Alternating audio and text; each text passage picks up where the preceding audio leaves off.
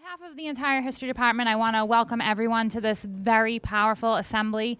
We are more than fortunate to have Mr. Aron Greenfield, a Holocaust survivor, with us here today. His personal stories will serve as a testament for all of the atrocities that were committed in Europe under the Nazi grip. We are now 72 years come May removed from the time period of the Holocaust, and there are not that many people left alive to actually bear witness to it. So I do hope that you will listen intently to his stories and that many of his words will resonate inside your minds. He will clearly share with you the importance of always standing up and taking action in the face of injustice, because in the time period where he lived and the experiences that he went through, what he was seeing were the dangers that happen when people ignore injustice and intolerance. So with that said, I would like to introduce Mr. Aron Greenfield.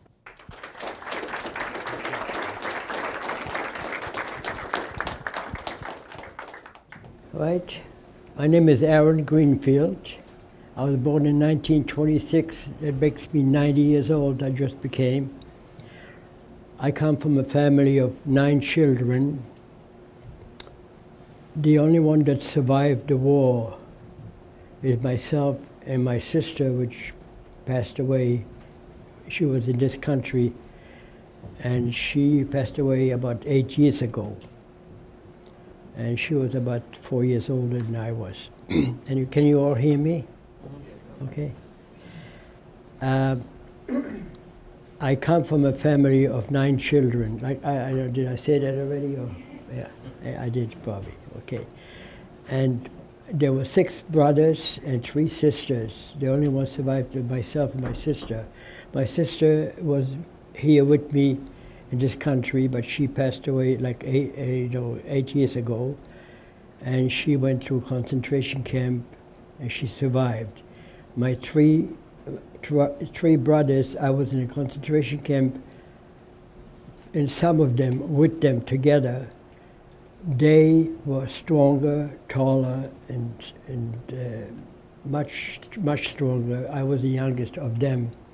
They didn't survive. 2 of them were killed. I found out after the war they were killed in April of 1945. The war ended in May. They killed about 15,000 Jews at that time because they took revenge because Hitler was losing the war. And so I never saw them again. I don't have any pictures of them or anything. I have a few pictures that you will see.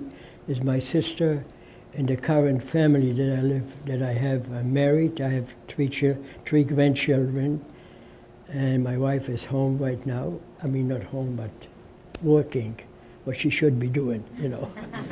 I mean, after all, she's younger.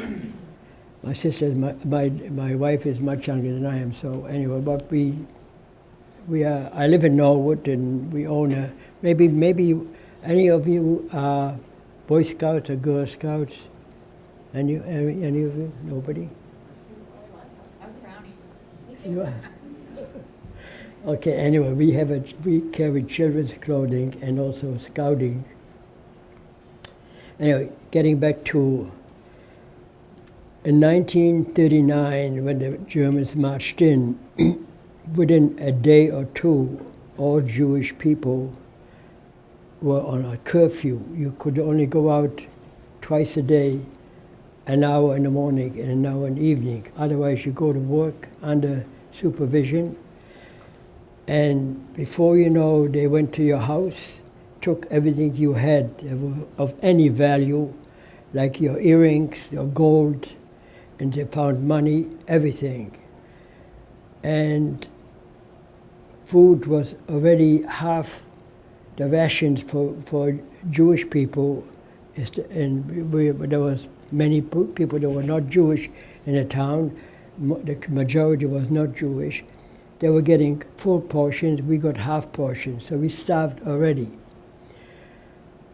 So it became so bad that I had a little sister. She was only about 5 years old. She needed milk.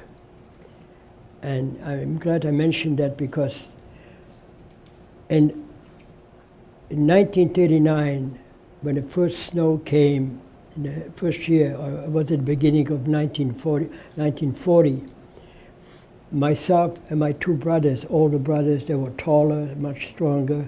We decided we were going to go to the countryside, to the country. We knew a woman that owned cows, and we'd buy some milk from her. But we were not allowed to go out. Anyway, I'm going to make it short because there's so much to say. We were caught on the way back in the woods. Somebody must have squealed, or the Germans caught us, and they took us to a club where they do exercises and stuff like that, where the Germans were entertaining themselves. And they took us there, and they beat my brothers a half hour straight. They stripped him and on the back with whips. And they did me a favor. They didn't do it to me because one of the women that knew a German soldier, she says, please don't, and she was a neighbor of ours. She was Catholic. And she said, don't hurt him, he's so young, because I was only 13, I just became 13. And I wasn't as tall as you are because American kids are very tall. And in Europe, most Europeans are usually 5 inches shorter, at least. And that was the beginning. We couldn't go out. We only went to work. The first snow came. Even I had to take a shovel at 2 o'clock in the morning and clean the streets so the German tanks and cars could go by. Nobody had a car those days. I mean, people didn't have cars in Europe in 1939. And within a year later, or a year and a half later, I'm not going to go to exact dates, we wound up, they told us to take all the furniture out, get out of the house, leave everything behind. By that time, they already took every ring that my mother had on her hands, or any chain, or any gold. All the gold was collected. They told, let's say, they would tell me, you go collect it. And if we find that you did not do the job right, we're going to shoot your whole family. So our people had to collect from everybody, especially they would know that I know that this one is rich and that one is rich. Basically, they took everything away from you. I'm cutting it short because I could be talking for 3, 4 hours or 5 hours if I give you everything, but I'm talking, not writing it down, but I'm just saying what happened. By that time, everybody didn't even care what happened because we were starving, half rations, not enough bread. And one day they came in, they said, everybody out, line up in front, and take your furniture out and put it outside. They took us by wagons and trucks into the countryside where they emptied a few houses of let's say, other people that are not Jewish. They gave them better houses and told them, and they pushed all of us in. I lived in a small town. There was only about 200 Jewish families. And the town only had about 8,000 people altogether. But it was not too far from Krakow. I know you people know what Krakow is. It was County Krakow, but we lived in the outskirts. By that time, they pushed us into, let's say, this room here would have probably 6 or 7 families. And in Poland, families mean at least 5 people of each.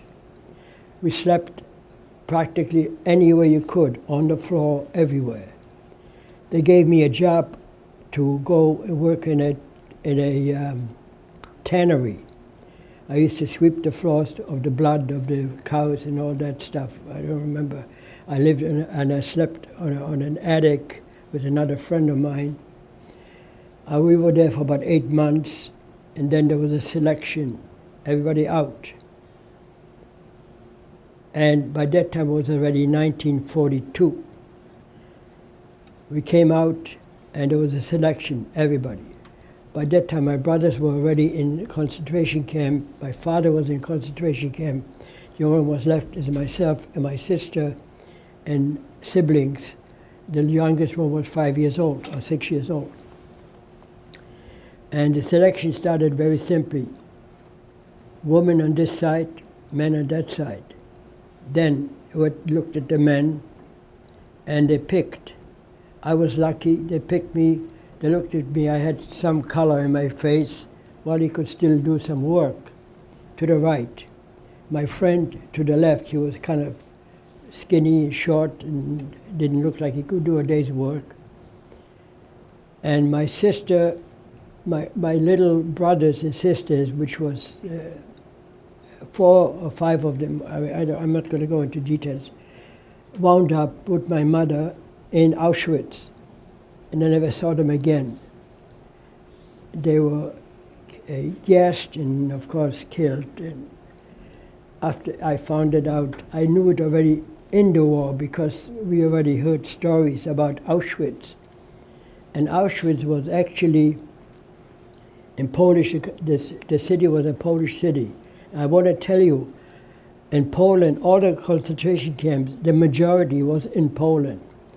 Evidently, the Germans figured this is a fertile ground for it. They will, collaborate.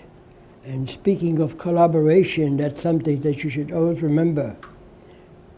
It may happen here too. We have now ISIS. You never know what's going to happen. So you better make sure you stick together and fight the enemy, not fight each other. I'm not going to go into preaching about this.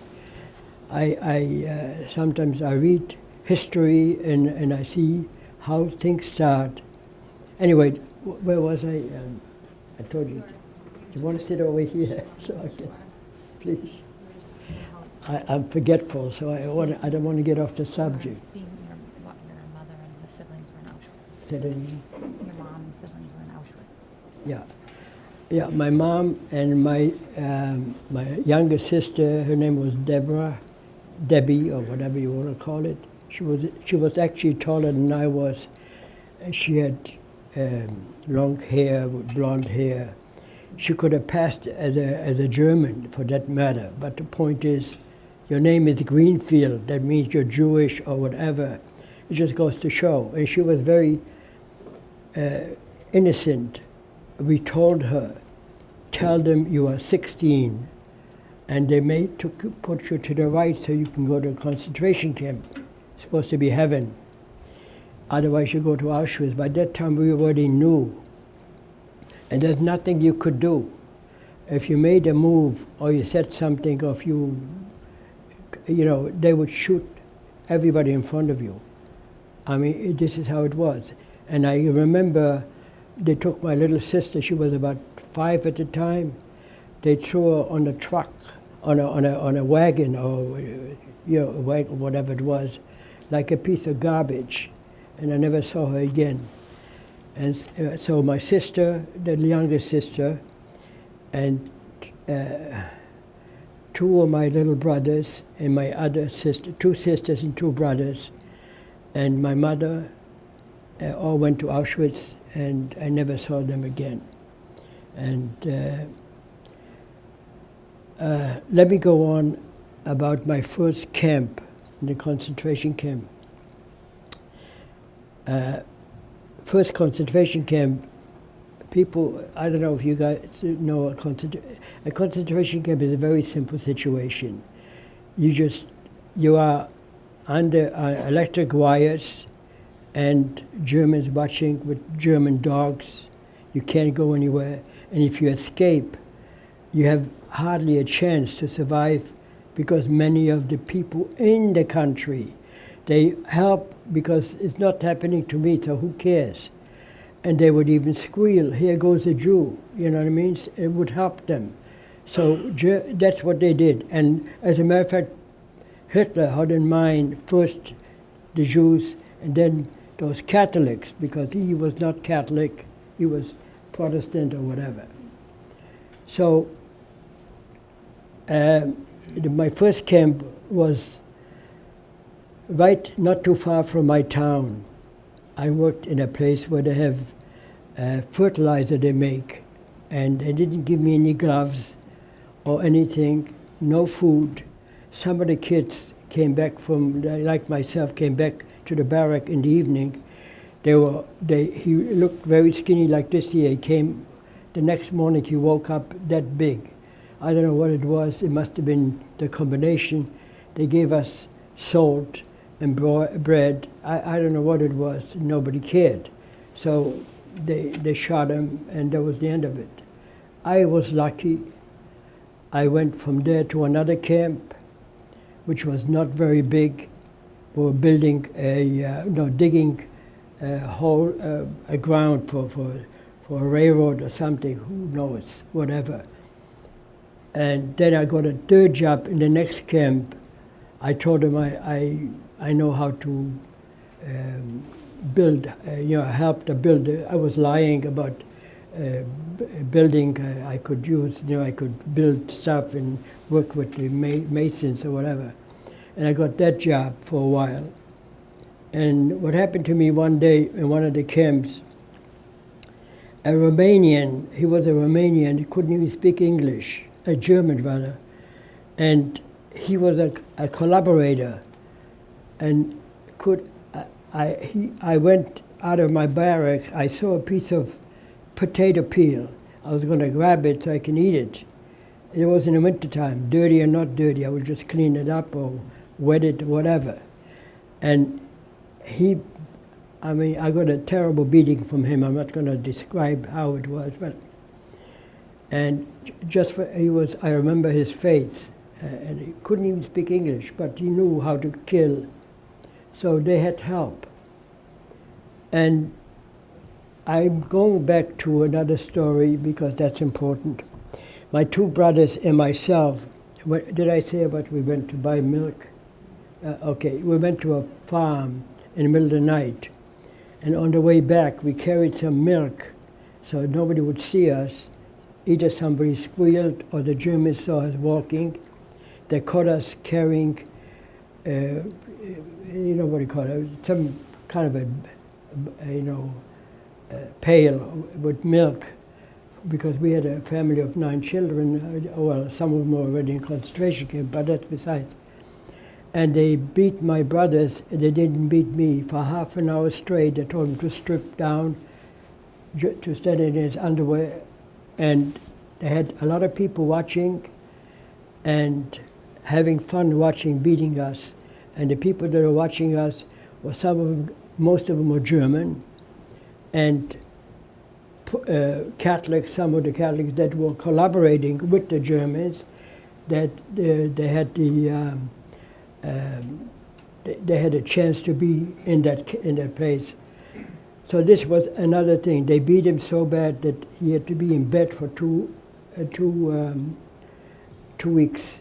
Then he had to go back to work, and then he wound up in the German camps, and I wound up with my sister. See, I'm going back and forth because I have to. They were black and blue, so they went to the concentration camp after that, and I went a little later on. So they were already there since 1940, and I went into concentration camp at 42, in June or something, or May. But I was liberated in 1945, but I was in 9 camps. In many of the camps, I was beaten one day because somebody did not go to the bathroom but urinated in the block, and we were sleeping in a garage, one on top of it, or like straw on straw, because wherever they needed you, they'd just say, sleep in there and go to work. It was a garage or some kind of a building. It was cold, and so one kid wanted to go to the bathroom, so he didn't. So we didn't know who did it. So okay, so all of you will get 25 lashes. So they'd strip you and give you 25 lashes. And then you have to go back to work again. And I mean, the lashes, you were black and blue for 2 weeks straight. Then the next camp was called Fünfteichen, which was, I remember that camp because that's the camp that I was in 2 of the camps together with my brothers, 2 brothers. And sometimes, and then I lost him, then they came back again to another, we met again. In that camp, I was with them, but they were much stronger, taller than I was, or they were older. And one day they came and looked at me and said, stand over there. And me and others like it, we looked like we were just going to die any minute. I was just skin and bones probably, and I could hardly walk. I remember they pushed me up to the wagon, I couldn't walk up. So they pushed me in like a piece of garbage. And my brothers figured they'd never tell you where you're going. I had no idea. They looked and they cried. I said, that's the end of him. In the meantime, I survived and they did not. And what they did actually, they pushed me up there, but they were very desperate. This was already 1943. And they were starting to lose the war slowly, here and there. So they needed help to work in an ammunition factory. They were producing bullets, and I was pushing yellow powder into bullets, which was an easy job, sitting down. They needed me, so they let me live. But if they wouldn't, they would have killed me anyway. So in that camp, I was separated from my brothers. I never saw my brothers again because I heard they were killed. Hitler took revenge and killed 15,000 of them about 2 days, about a month before the war ended. The war ended in May, and this was in April. I was told by a friend of ours, a neighbor of ours, he survived. And from that place, they put me to another camp. It was also a very easy job. And the third camp was the one where I was liberated in. The name was Gorlitz, was the name of the town. It was right on the border of Poland, but it was Germany. And over there, this is a very interesting story why I survived.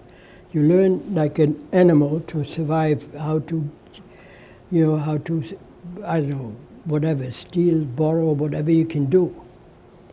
So one day I was so weak already because you ever heard of the Death March? The Death March sometimes was the Germans were losing the war. So let's say this is a camp, this town. There's a camp here in this town. And the Germans are already in Norwood. I give an example.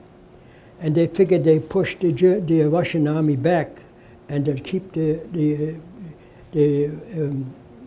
keep us alive to do other work. And that happened quite a bit. So when they pushed us back, when they pushed them back, we would go back to the camp. So back and forth, and it was in the wintertime already in 1945. The war was almost ending. Auschwitz was almost liberated. I was liberated in May. So between that time and May, out of 6,000 people in that camp, only 4,000 survived. The rest of them died starvation or shot to death. I was working with a friend of mine, holding on to him in the snow because we were sleeping at night. We came in one of the farms that the Germans escaped, so we slept in the barn. And it's in February, and that's in Europe, in Poland, it's cold. We slept and trying to keep warm, plus we didn't have any room. So the way we slept, you learn how to survive. So I slept, and somebody slept with his stomach, with no pillows, his head on my stomach. And my head was on somebody else's stomach. The man under me, when I woke up, he was dead. So people say to me, well, what did you do? I said, what do you think I did? I mean, the situation is I just here starved, and there's nothing I can do about it. And I had hardly any shoes. It's February. I took his shoes, the first thing I did, and said a prayer over him. That's the end of it. And we're dying left and right. A friend of mine, I helped him walk because it was snowy, and the snow accumulated under the wooden shoes that we had. And so you kept falling. And we had a Ukrainian, a collaborator, that hated the Polish people and loved the Germans, whatever. So he said, so I held on to him. I keep walking. I used to go to school together with him. So he kept walking. He said, if you don't let go of him, I'm going to kill you too. And he hit me with a gun, and he pushed him down a ravine, because this was in the mountains, you know what I mean? Pushed him down to a ravine, and that was the end of him. So like I said, this was the 2000 that we lost, just go every time. And then they pushed the Russians back, and they tell us to go back to the camp, and over again.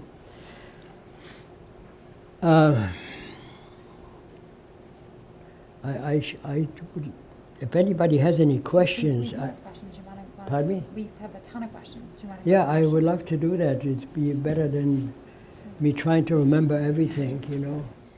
In your experiences, was there ever a time a Nazi showed you any kindness?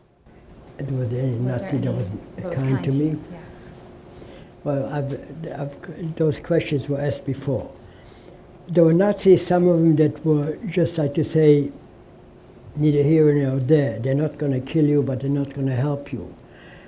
But I have to say this. Many Nazis were afraid to help you because they would be in trouble. Because if you live under dictatorship like this here, and everybody's trying to better himself, especially the Germans, he wants to get another star or whatever. I had a German that I worked with a very short time. I'll never forget that. I was lucky to get that job because one of the capos, you know what a capo is?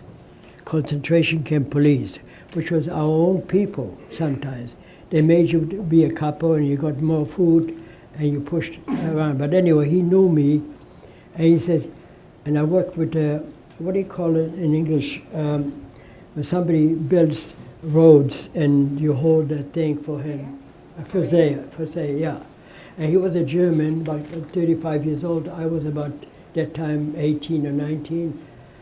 I know, I was 17 at the time already. Well, more or less, 16, 17, whatever. Not that he was good to me, he wasn't talking to me about it, but he evidently didn't go to the service because he had trouble with stomach or whatever it is. You know, he was doing that kind of work. So I used to hold it. And that was in the different fields. So there were potatoes around. So one day he saw me grab a potato, and he said, "I'm going to keep quiet about that, but take it." But I couldn't take it home for my brothers, so I ate a raw potato. But then he had a trouble. He had either pneumonia or whatever.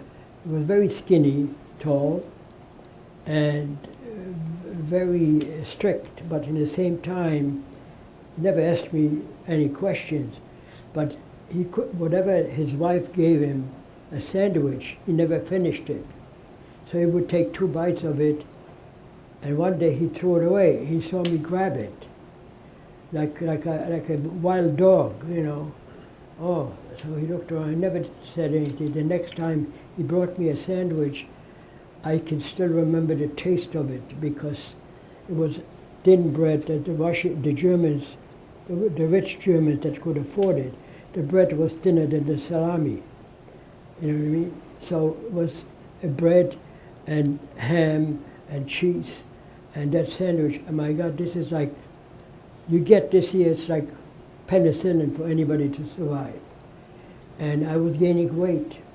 So what happened, I'm glad you asked that question. In that camp, my brothers were in the same camp, so I tried to smuggle something in. The bread I ate, but I couldn't put it away, and I used to carry that camera that he had to my camp, and had to go through the gate where you were checked and so forth. But I was able to lock it and had the key, so I was that bad. I took that bread and put it into a photographic machine or whatever it was anyway. and I hid it there, and I had the right to keep it with me until the next morning. And I smuggled out a potato. That worked for a while. Then they caught me. They said, open it up. So I tried to lie. I don't have the key. Then I said, no, I have the key here. And they found a potato in there, a raw potato, that some Polish girls were working in the field. They were free, basically. They used to go home once a week and so forth, and they didn't have any trouble as far as food. And they gave me the potato, too.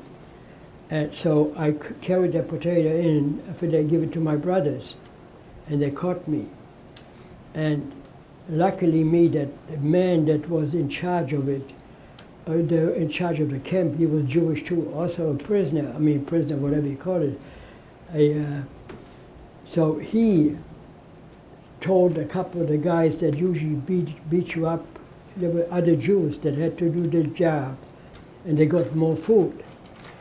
He told them, don't hurt him too much. And he opened the window so the German Gestapos, whatever, could hear how I cry and scream. And I didn't get hurt. I was supposed to get 50 lashes.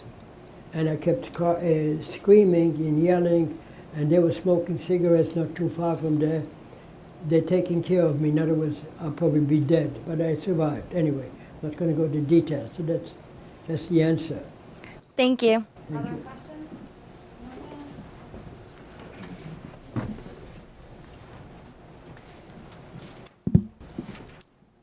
How did you react when you were first liberated? Louder, I am a little bit. You have to repeat it for me. How did you react when you were first liberated? How did you react when you were first liberated? How did I React. react? Well, the liberation was a very, it was unbelievable. We were so happy that we forgot to shoot those people that are watching over us and killing us. We were just glad to be liberated. And after I left, I said, how crazy we were. We could have held them. Instead, they probably are your next door neighbors here somewhere. I'm just saying, many of them escaped to American zone. They didn't want to go to the Russian zone. We were right on the border of the Russian thing, because the Russians were taking revenge of them, and the Americans did not understand what it means to be punished or starved or anything like it. Spoiled, more or less. I mean, in comparison to Europe, even in those days, in 1940, when things were, 49, 45 was already, the war was ending, but you had some problems with getting cards or this and that during the war, Second World War. But, so that's what it was like. And the reaction was very simply, we were so happy. I found that out later, how stupid. I was a kid, what did I know? We went there and some guy found a box. We found out that was in that box was 500 Deutsche Mark, which is German money. We figured, hey, they lost the war. It's paper money, nothing. We threw it out. We were uneducated because I hardly had, not uneducated because I only finished 6th grades. And that because I hated school, because the propaganda was coming in from Germany, and the people, the Polish people, instead of helping, they were hindering. They were helping them. So my life was horrible. I was not a dumb student, but in the 5th grade on, I did nothing. I hated school, and my mother went to see the teacher. How come I'm not doing so well? And then she says to him, oh yeah, my mother said complained that they gave me a D or whatever it is, a 4, whatever, a D for everything. And she said, I did that not because he doesn't know or he can't do it. He can do it, but he doesn't want to. I didn't care. I hated school. I was too sensitive to that whole situation going on. You have to remember, the war started this way, like in 1933 when Hitler came to power. People don't understand how this can happen anywhere.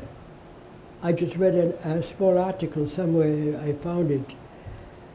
Very simple. Hitler was in a beer hall. You know, he was a loser in 1920 or 20 after the First World War, and he was angry because they lost the war.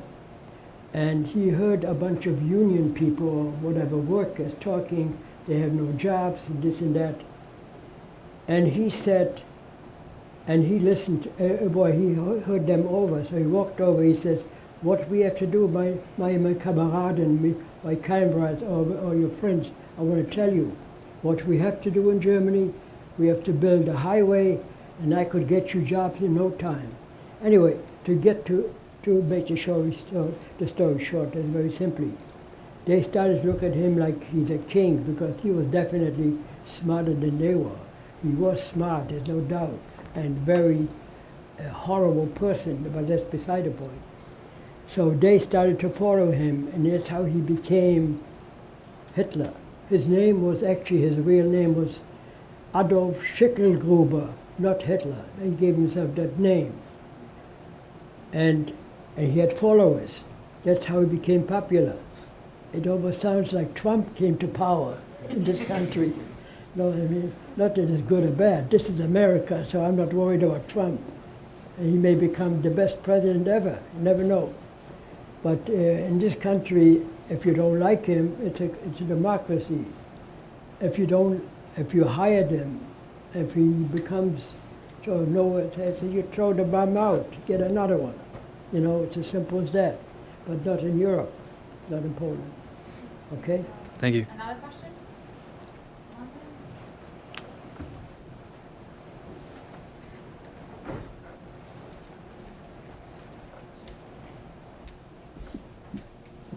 What were your dreams or goals before the Holocaust?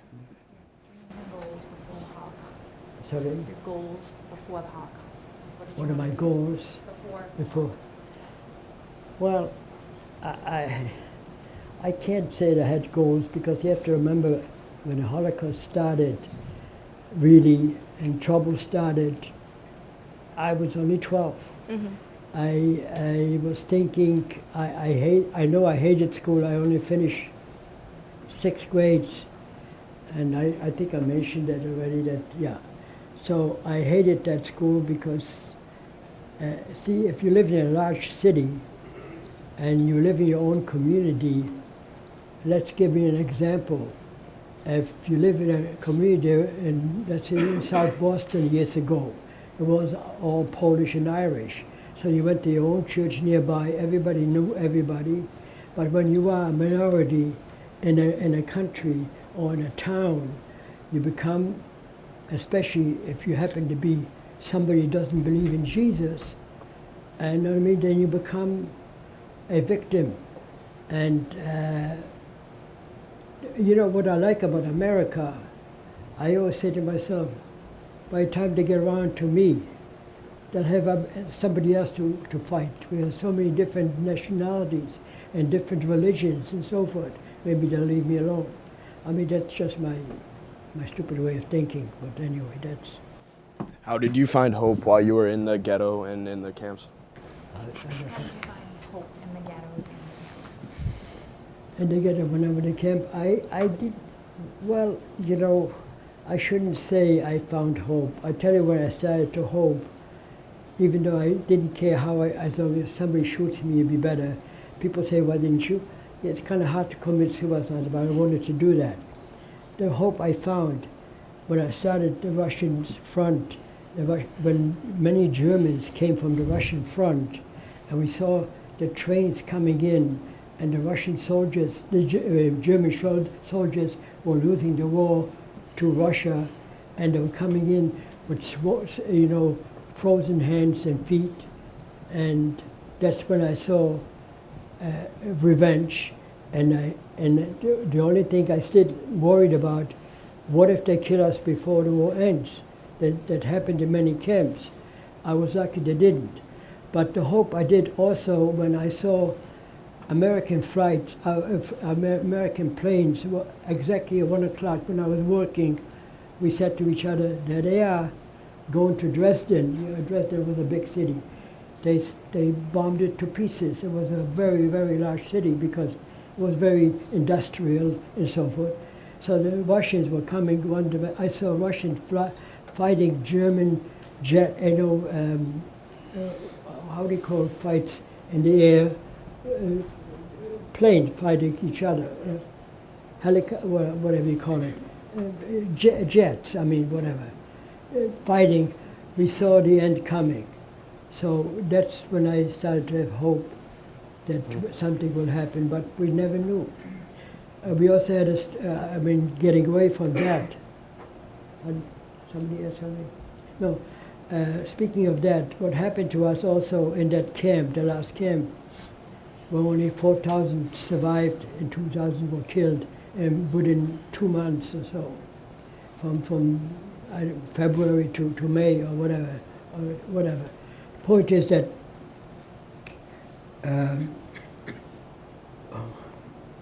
what was I saying?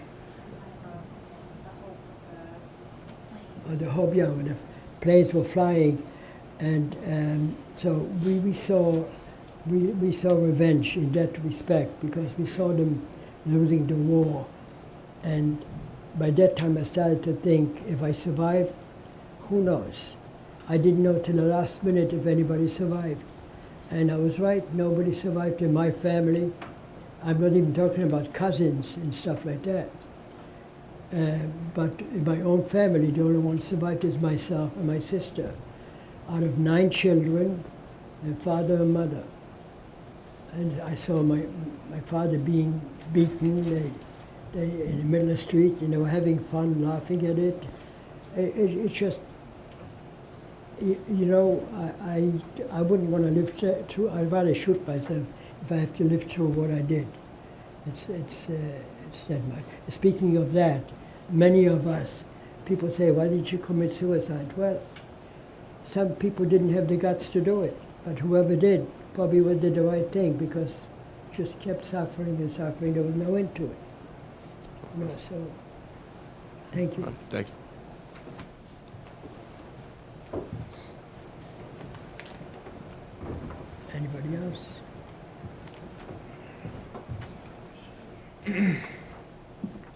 How did you hold on to your identity and a sense of normalcy while in the ghettos or concentration camps?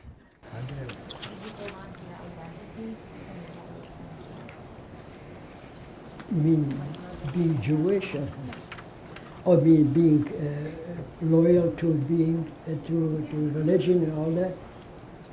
Well, actually, I come from a family that was very religious, but that's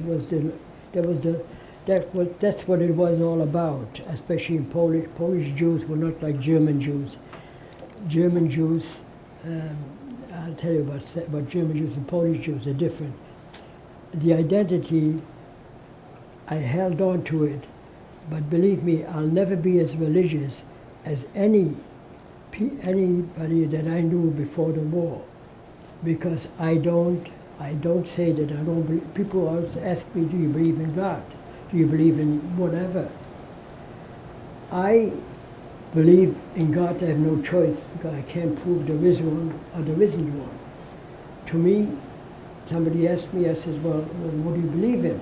I said, gee, every time I wake up and I see the sun shining and making sure that the bread, that the wheats are growing because we need the food, and the moon is coming out, to me that's God. Nature, that's God to me. Whether God created it, well, I don't believe so, because I think it's been around for billions of years. We just didn't know how to find it. I'm not going to go into that because I wish somebody would tell me. But did you practice your religion when you were in the camps at all? Religious? It's the last thing I wanted to do. Being religious, we hated. The Polish Jews were very religious because the Russian Jews the same way. I actually, every time I'm religious, I say to myself, why am I doing it? Every time I'm not religious, why don't I do it? And I go to the services and in the temple, and I can read Hebrew, I can speak, I can understand 5 languages anyway. So at the time, the temple books are with English and Hebrew. I can read both of them. If I didn't understand the Hebrew, I can go to the other side. I understand Hebrew anyway a little bit, so. But every time I do it, I said, why am I doing it? I don't owe God anything. Didn't do anything for me. I mean, so we are all bitter about it. I have a daughter, her name is Nadine, and she married a man that comes from a secular home. My daughter comes from a home, I don't have to be secular, I'm very well informed in it. But I did give her a Jewish education, and I mean, not what I mean, a Jewish education, I mean a Jew, well, she's actually definitely smarter than I am. She went to, from high school, she went to Brandeis. From Brandeis, she got a scholarship and a stipend to Columbia. And now she's a director in a charitable organization, American Jewish Committee, whatever. And her husband also works for the Pentagon. He's also from a secular home, but his parents were not survivors, My daughter is 40 years old, and I got married very late. I didn't want to get married because I figured, what do I need that for? I mean, to see my brothers and sisters or my children being slaughtered, because there's always some other problem in the world. When I came to this country, I just want to tell you, I couldn't find a job. And in 1949 or 50, I went to register to go to the army. I figured I'll go there, I get 3 meals a day, maybe I speak language and I can later on go back to Europe, be interpreter or something like that. So I went to, in 1950, I went to the, what do you call the place where you go for it, to the army base or whatever. They were looking for people. No, they were not. I figured I'll go there. I was pretty in good shape. I was working. I was fully. So I walked over there and they said to me, well, I was only about 9 months in this country. And he said, you don't speak English enough. Come back another time. Come back next year. Well, next year, what happened is the Korean War started. So they drafted me because they had me on the list anyway. And when I came over there, I said, oh my God, Korean War, and fighting with Korea and Russia on the side and all that. I said to myself, my God, I'll wind up, if I get caught by the Russians, I will, because the Russians were helping the Koreans or something like that, whatever. So I'll wind up in Korea, and my sister will never see me again. She was already here with me in this country. So when I went to, they checked me at the doctor, the pulse and all that, and I had this American kid that spoke a little Yiddish. I couldn't speak English that much, and he couldn't speak that much Yiddish either because it didn't matter. I went to the doctors, and in line, I stay in line. He says, I'm going to help you to interpret for you. So I said, tell him. I said, by that time I was scared that they will take me. I said, I didn't want to go and lose my life again. So I went over there, and when I came to the psychiatrist, or the last one, to see how my mind is, and he checked my blood pressure, he says, how old are you? I said, I'm 22, something like that, 23 at that. He says, oh, 20, well, yeah, 20 years old, yeah. So he said to me, 22, and my blood pressure went sky high. And I don't have blood pressure problem. And he said to me, the psychiatrist, he says, what happened to you? Why don't you speak English well? Where are you from? So I told him I was in a concentration camp. And he looked at me, and he looked at my blood pressure, rejected. So that was one thing. That was good. Thank you. Thank you.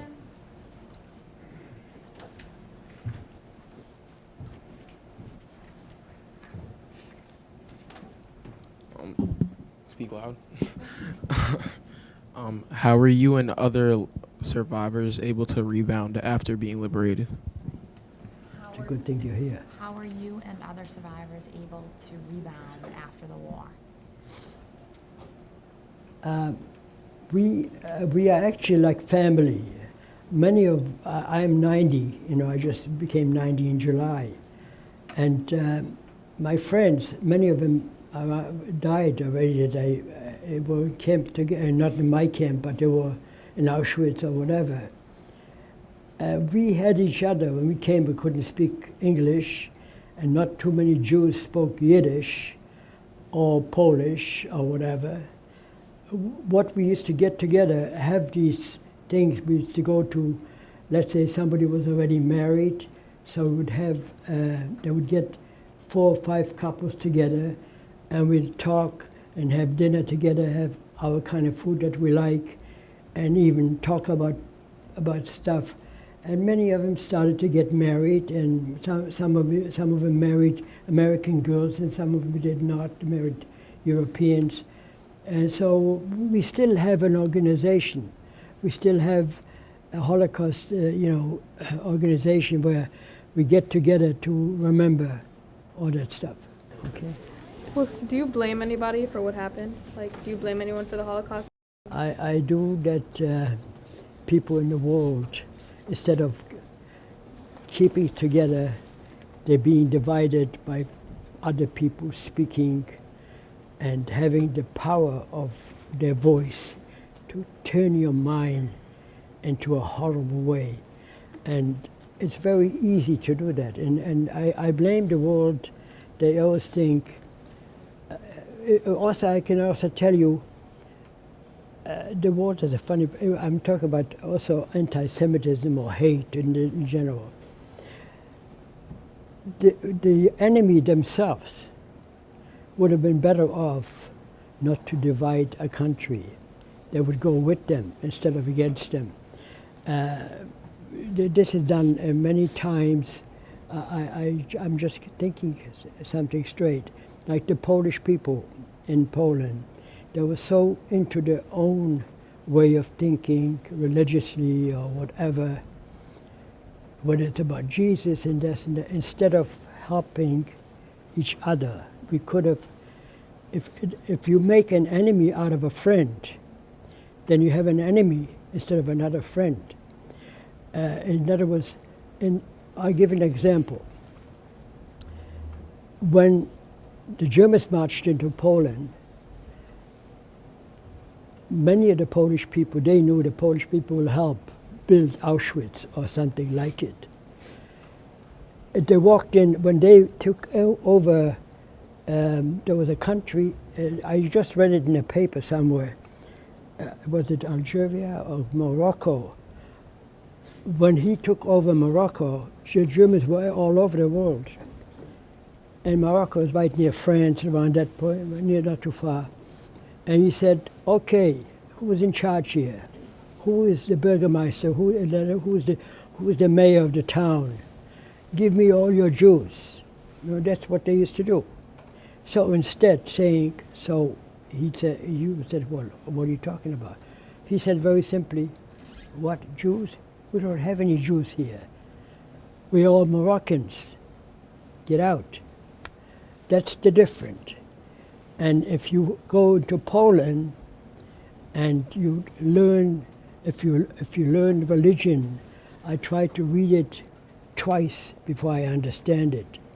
In other words, do not go by what you read, go by what you saw in your life.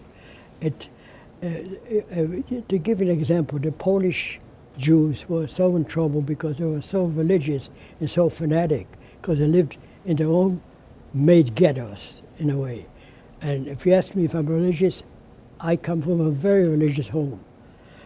But all my brothers, in 1937, before the Germans marched in, they were already sick and tired of being so pious, so religious, and they became anti.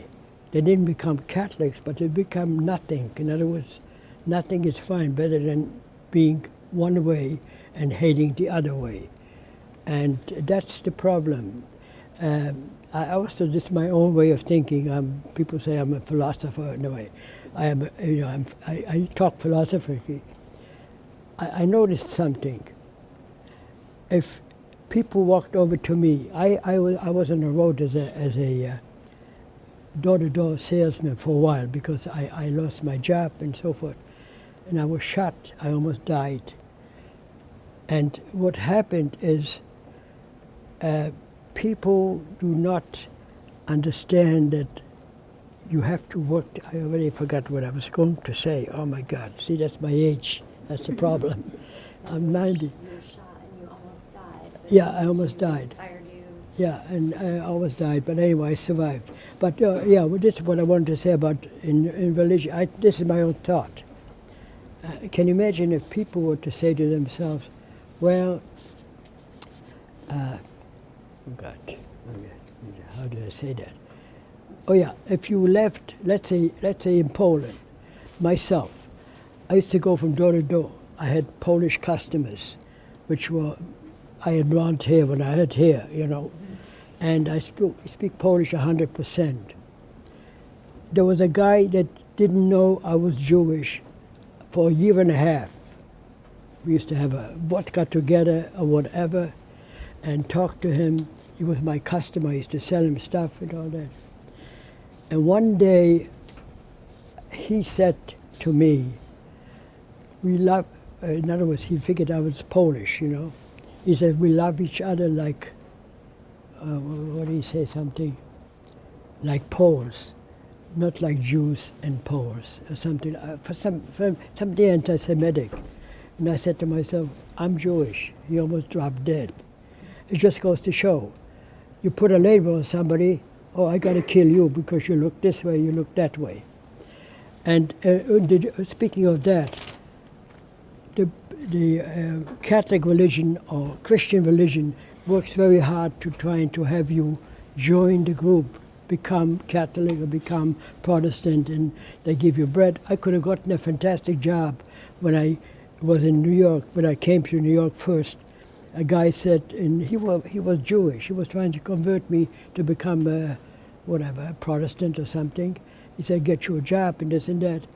And he says, and you join our religion. I said to him, you have a religion, you're a Protestant, whatever. I tell you what, I'm Jewish, you can take mine too. One more thing I say, if they would have left the Jews alone in Germany, for instance, half of the Jews didn't even know they were Jewish until Hitler told them, I found out your grandfather was Jewish, you're going to Auschwitz. Can you imagine that? That's what happened. After the third generation. It's just unbelievable. Question, hi. I'm Riley. Hi. Did you hear of any resistance while you were in the concentration camps?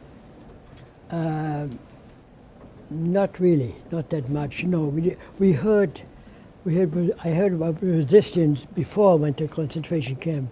There were partisans, and there were Jewish partisans and non-Jewish, and they were all together fighting the Germans. And that's what I'm talking about. That's what you have to do. You use everybody against the enemy, and don't let them divide you, because that's the whole idea. Because they were partisans, and they were fighting, like they were blowing up trains and living in the woods and living off of, oh, it's working finally? We gave it a little charge for you. You did it on purpose, huh? Yeah. Okay. All right. So we did, yeah, there were, you have to work together anyway. That's my answer, basically. I don't know. Is there any other question that you have? Or can't think of it, yeah? No, not for that one. Thank you. You're welcome. All right. Well, it looks like.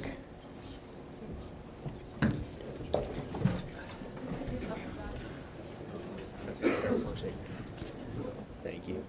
How did you find your sister after the war was over? I went back. The only thing that makes sense to me, to make sure that everybody who is alive, is go back to my hometown. So I went back where I used to live. And that was tough because there were non-Jews over there, no Jews left in that town.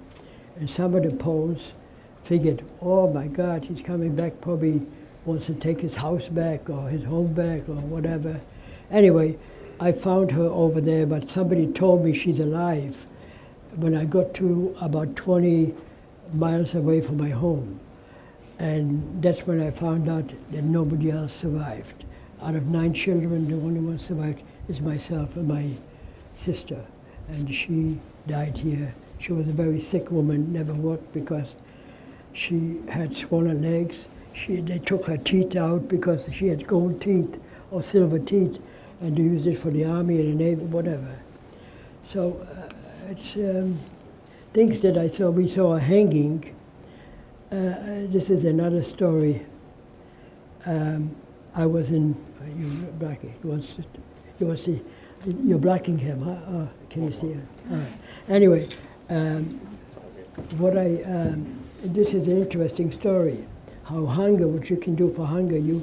There was a time when we walked and we found a dead bird. It must have been dead for a long time. But somebody says, well, it was winter, was frozen, it's going to be fine. We found a little fire somewhere and we ate it. And then what happened, this is interesting, in the last camp, it was such a bad camp, this guy caught a German shepherd, one of the shepherds that used to watch us. And he must have been a butcher by trade or something. He was older than I was. I didn't know him that much, but I saw him. He caught that dog and he killed the dog and cut it up and gave everybody a piece of meat, whoever was around, not me. I wasn't there. And they found out he gave, people didn't ask any questions. It was meat. So whatever they did with it, whether they ate it raw or had a chance to put it in a fire, I don't know. But I remember that day. There was about maybe not more than a month before the end of the war.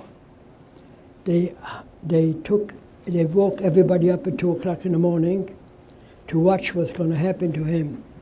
They hung him on a tree with his hands behind him instead of by his neck. And he screamed until he died. None of us slept anymore. This was just another thing. Another hanging was when I was in Poland before I went to concentration camp. 20 non-Jews and 1 Jew among them were hung. They called the whole town over, half of the town. Music to watch what's going to happen to you if you do what you did. And what they did, they stole coals from a train station, and they were caught. And I remember, because I was working next door in the barracks, cleaning the German barracks.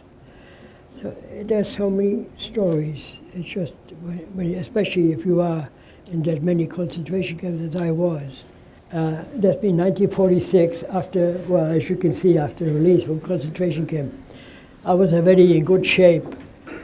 I had all my hair back, which was usually shaven, and my first outfit that I put together and took a picture. And that was in Austria after the war, because I was in a DP camp, a displaced person camp, which was, to me, this was paradise. To you, might have been, oh my God.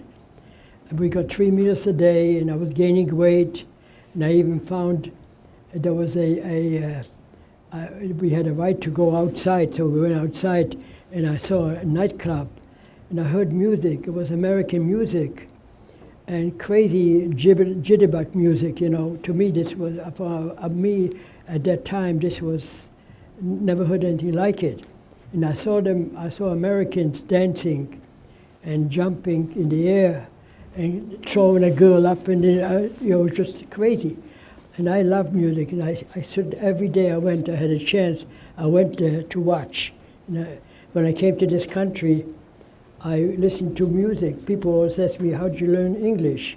I said, I like music, I like dancing very much. And I saw these guys dancing, jitterbug and all that. I said, oh my God, this is unbelievable. I never danced in my life, but I remember my sister used to dance with a friend of hers in our house in the, with a little harmony or something, whatever. And I said, and I watched this, and these people, I saw a guy, he must have been about 6'6", throwing the girl in the air and all that. I said, oh my God, this is America? I said, it's crazy. And so I used to watch that. So when I came to this country, and people asked me, how did you learn English? Well, I read a lot, and I could read other languages. I could read German, so a little bit German made me understand a little bit. But basically what I did is I used to buy sheet music when I heard, let's say, Frank Sinatra or Perry Como. Have you ever heard of Perry Como? Probably not. But you heard of Frank Sinatra, right? Anyway, it's clear when he says, night and day, whatever. I didn't understand what he's saying. So when I bought sheet music and he was singing it, then I bought the sheet music of it, and then I looked it up in the dictionary, and I started to read and listen to music, and buy sheet music and read it, and listen to the music and all that. And then I went to school at night. I went at night because I couldn't afford to go daytime. So I went to what they call a dropout school. I mean, all the dropouts were there at night, to finish. They didn't get the high school diplomas. What do you call those? People that go after they're 20. No, they're already 20 years old, and they didn't get a thing. Like a GED. A what? A GED. Yeah, something. Yeah, they learned to get the diploma. So I did it in a couple of years, and I left because the kids were fooling around. I was their age, but they were kids, and I was a grown-up. That's different. I was, 23, 24, and some of them were that age, but they were throwing chewing gum and blah, blah, whatever. And the teacher was yelling. I said, I got to get out of here. So that's it. Well, we have a little presentation for you. Pardon me? We have about 5 or 6 minutes left in the period, and Okay. I do want other people to come up and be able to meet you. Sure. But we do have a little presentation, so if Allie, Sophie, and Ryan want to come up.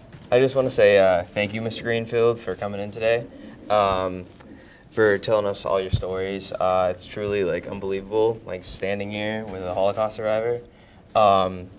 I've learned a lot about the Holocaust and the resistance and the legacy in the past 5 months, the past semester. Yeah. We've read books and we've read articles and we've watched movies about it, but it really doesn't add up enough, standing and talking and hearing somebody who went through it. Sure. Yeah. So, just from Stoughton High, we have a sweatshirt for you. Oh. It's not it's not anything special, but That's okay. it's special. Yeah, I know what I'm saying. Believe me.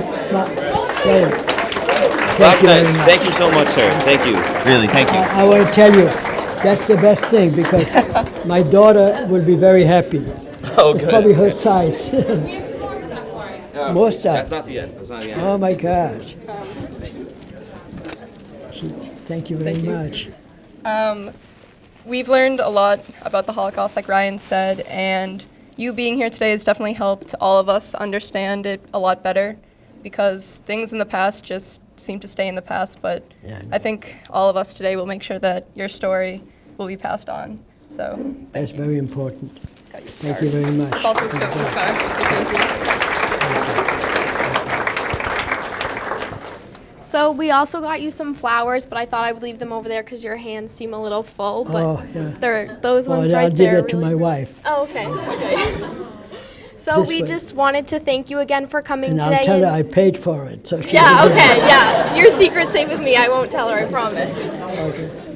So we just wanted to thank you again for coming and telling us your story because obviously we learn about the Holocaust in school, but none of us ever have experienced anything like this and hopefully never will, and we can never fully understand what it's like. So thank you for sharing your personal story with us and helping us realize a little bit more everything that went on and how that could happen again and how that did happen. Well, thank like you. I say, just be careful. Make sure, get divided and start hitting each other, as they say. but it can happen. It happens in a different way.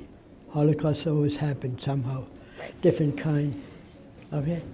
By the way, I wanted to ask you, any of you guys, most people, people my age, that were in the Korean War, not Korean War, the Japan War, don't they? Some of them were prisoners. Don't you ever have them talk so you understand? They went through quite a bit. The ones who were prisoners in Japan. You know, speaking of that, I remember when I came to this country, people told me they had prisoners or did I? Pardon me. Can you hear? You're okay. They had prisoners of war here during the war, and being American and not seeing what I saw, they treated those prisoners like they were gold, like nothing happened. I heard that prisoners were going out with American girls, they were in Franklin Park and all that stuff. I said, and if you take a prisoner in Japan or in Russia or whatever, they don't get that kind of a treatment. And that's because you don't understand what they've done. You cannot imagine unless you lived it. But if you ask me, could I take revenge on them? I'm not the type, probably. I just, to me, it's whoever I'm taking revenge on, he may not be guilty. So you can't just take a group of people and just say, those are all bad people. Anyway, people are people. We're all the same, just speak different languages, that's all. Okay? Thank you.